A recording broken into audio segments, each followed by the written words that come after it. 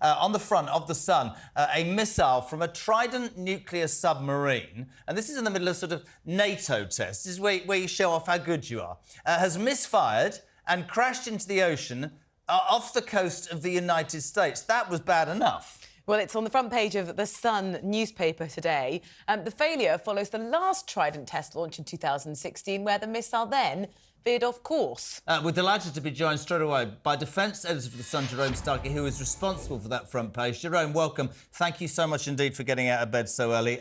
Let's get this right.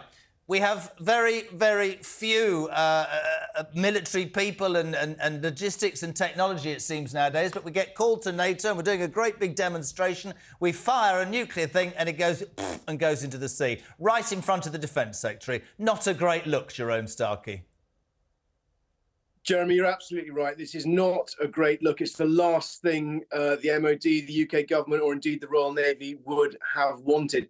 This operation, known as a demonstration and shakedown operation, was long planned, and the timing of it is not linked to what's going on with NATO, not really linked to the saber-rattling that we hear from Russia. This was part of the submarine HMS Vanguard re-entering the active service fleet of submarines after a 7-year refit. But of course, we can't see what has happened without the context of what's going on in the wider world. And the UK's nuclear deterrent, the deterrent effect, relies on its unshakable reliability. It relies on sending a message to the UK's enemies that were they ever to do the unthinkable and launch a nuclear strike against Britain or Britain's allies, that the UK would have the capability to hit back with devastating effect. And for that to work, it requires these Trident missiles fired from the Navy's fleet of 4 Vanguard-class submarines to work,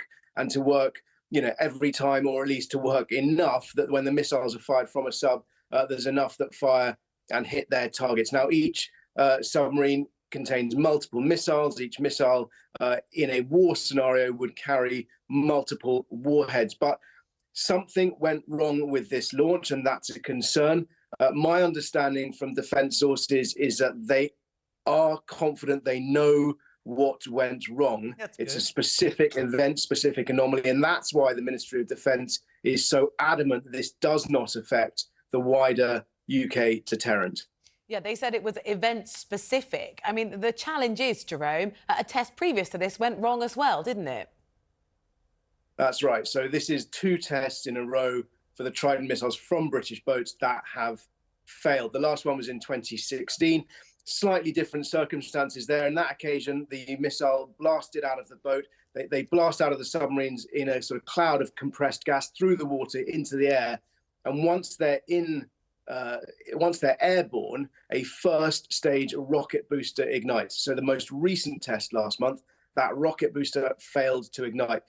8 years ago, in 2016, the boosters did ignite. The missile started careening towards space, but it veered off course. And when it veered off course, it self-destructed. So that is 2 failed tests in a row. And worth pointing out that the Royal Navy has only ever tested 12 Trident missiles like this since 1994. Jerome, that is now a 1 in 6 fail rate.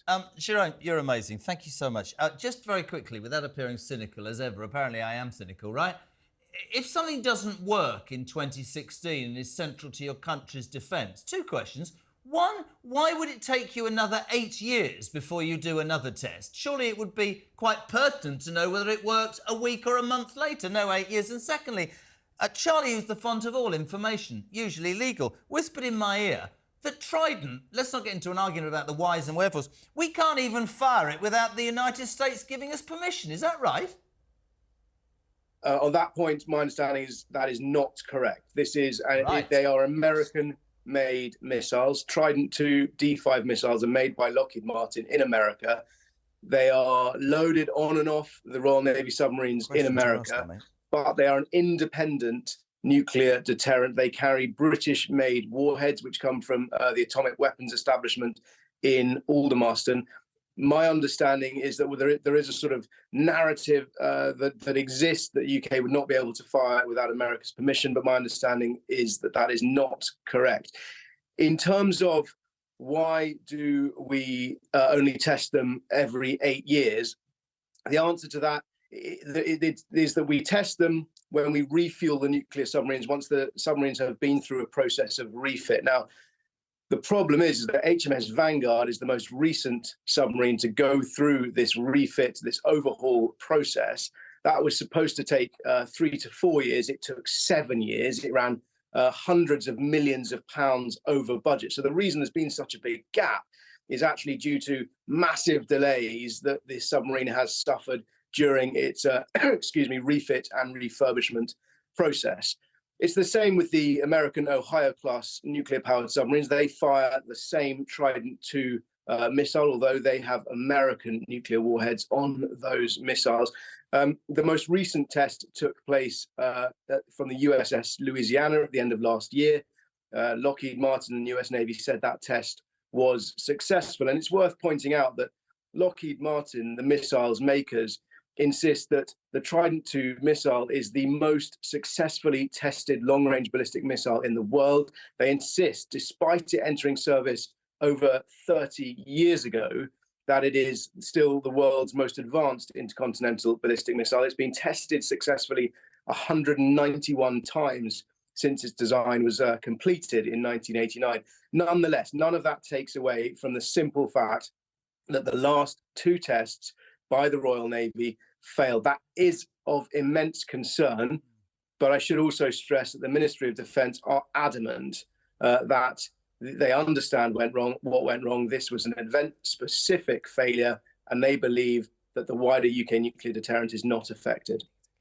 Jerome, thank you so Amazing. much. Brilliant to have you. It's Jerome's exclusive story, front page of The Sun Thank you, this pal. morning. Yeah, get it today, to read kick it. off the programme. Thank you so much.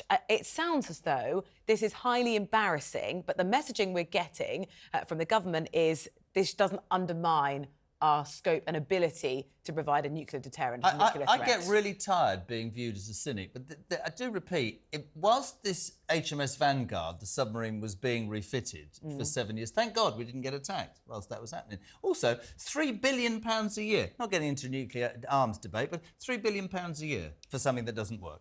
Fantastic. Just about sums up the United Kingdom right now, would you not say?